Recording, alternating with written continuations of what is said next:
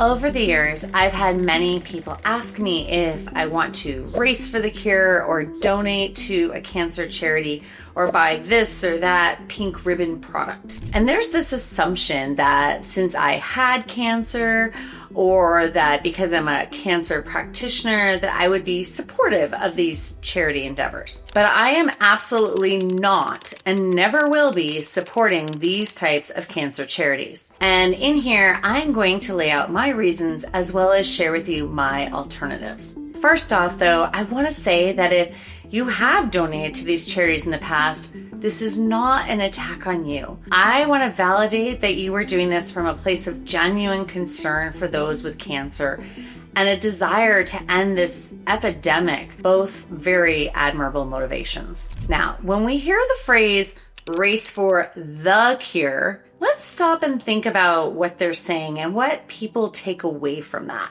The implication is that they really believe that there will be one cure for cancer someday. And I hear this repeatedly reiterated to me from potential clients that they want to find this one thing that will cure their cancer. I wish this was true, but this is just not the truth. There never will be one cure for any type of cancer because, as we know from the research and the clinical evidence, cancer is a multifactorial disease, meaning there are always multiple reasons why someone would get cancer. If you want to learn more about what some of these reasons that would drive someone to have cancer are, watch my video on the 10 root cause drivers of cancer as I outline these 10 areas in great detail. These are the things that in research have been shown to cause cancer, are associated with cancer, drive cancer, etc. They're not my opinions. They're not up for debate. These are what's in the research, and there will be 7 or 8 of these going on in order for the immune system to be so overwhelmed that it wouldn't catch those rogue cancer cells the way it was designed to. That's right. There are mechanisms, including natural killer cells from our immune system, proteolytic enzymes, autophagy processes that the body has been designed with in order to search out rogue cancer cells and eliminate them. There's lots of things that can cause cancer, and which things cause cancer are different for each person. So when you understand that, you get that it's not possible to have one magic fix for everybody. And I talk about this in my magic bullet myth video a lot more extensively if you're interested. But there never will be a single magic bullet that will cure cancer. It won't happen because each person has different things driving their cancer development. And so the protocols and the treatments have to look different for each person if you are going to address the root cause issues. This concept is literally how I was able to cure my own cancer without surgery, chemotherapy, or radiation, and what I now help others to do themselves. So I see it every day and I've lived it. So the idea that I'm going to give my money or time racing and fundraising for something that can't possibly exist is frankly offensive to me. Now, when they say race for the cure and they talk about pink products, they're often saying things and implying that the cure is right around the corner. We're almost there. Just give us some more money so we can get it to you faster, right? Well, let's think about this. How long have we been waging this war against cancer? Since 1971, when Nixon waged war on cancer, it's become multiple hundreds of billions of dollars industry every year. With all that money, where are the results? Are cancer rates slowing down? Nope. Do we have better outcomes? Nominally in some areas, maybe. Do we have better options? Again, no. Every day I hear from clients that are terrified of doing things like chemo. They feel they have no other options. And worse yet, they're being told by medical professionals things like, if you don't do what I say, you'll die in X amount of months. Is that even ethical? Is it even true? From a business perspective, having cancer cured is a terrible idea. See, while a huge portion of the money raised goes to things like marketing, events, or salaries, the actual research money goes to the drug companies. And to be direct, why would drug companies actually want to find a cure? If they did, there would be massive profits and jobs lost. This is, however, a brilliant move on the part of the drug companies. Think about it.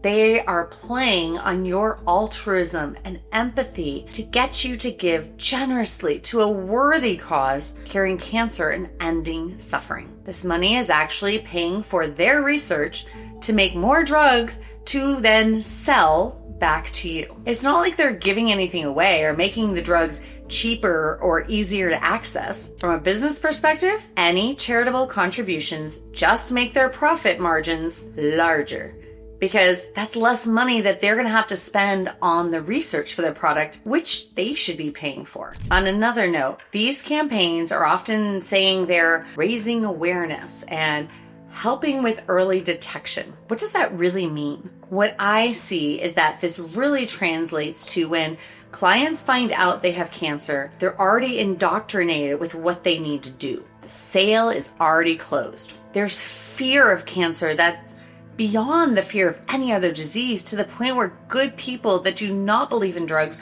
will go along with whatever the doctor tells them to do. It effectively stops the consumer from making choices for themselves based on what they want for their body. I can't emphasize how covert and subtle this message is while being terrifyingly strong and very deeply ingrained. It's sending the message that cancer is a disease that you can give a few dollars or hours and together we can save the world. This is vastly oversimplifying a very complex disease into feel-good marketing, and it allows companies to improve their image without addressing harmful business practices. See, often products that are pink are not in alignment with anti-cancer practices, or they're pinkwashing, meaning they're not giving much or even at all to the actual cause. You'll see this if you examine companies that are promoting pink things. So many are cosmetic companies that are full of cancer-causing chemicals, clothing made with endocrine-disrupting, cancer-causing materials, and foods that are filled with rancid, cancer-causing seed oils. And while they're promoting that you go pink, give them money, they're using peer pressure tactics of everybody else is giving, everybody else is doing it, wearing the pink ribbons to show support of these companies. These companies are giving a very small, if any, percentage of the cost of the product. That cost is by far made up for with the good image of being a company that cares and gives back. And routinely, we see that consumers, when given two options, are going to choose the company they think has a more caring heart. Pink Ribbons gives this without actually offering any real change on the war against cancer. Personally, I would much rather my hard-earned dollars go to actually help real people fighting cancer, which is why I give scholarships to qualifying clients that have financial constraints and to other charities that are actually making real difference in people's lives in a meaningful way without chipping away at our medical freedom. There is hope. It's not just racing for a cure, and I'm here to help you find it.